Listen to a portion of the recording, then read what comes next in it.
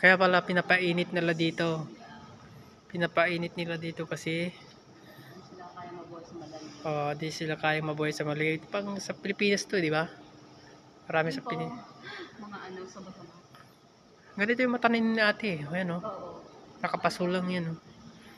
Tapos may mga, ito yung tanim ni ate din eh. May ganyan. Yan. O, mga tanim ni Brens. Ganyan. Ganyan. Ito, mga tanim ni ate. May ganyan siya. Mga croton, no? Ito, mayana. Ha? Oo. Dito may heater dito. Ito lang yung area na may heater kasi mga tropical na to. Ano yung tropical plants? Tropical plants. Tapos may yung champagne. Malaki. Tapos yung lotus.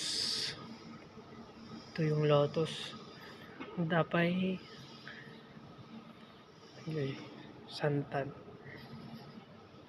Kan dati heater na to. Lapsat dati ni. Lapsat dati ni. Naga natin. Tayo mula ni kilong. Tapos ito sa dabaing-bain. Yan.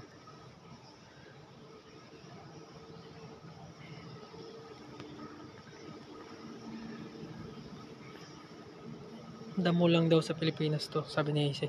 Marami daw sila sa. Tapos ito cactus. Ano na natin, Mal? Marami sa Pinas to eh. Ganyan. Liporbia. Yan. Kaya pala nilalagay nila sa may darat-darat. Oh.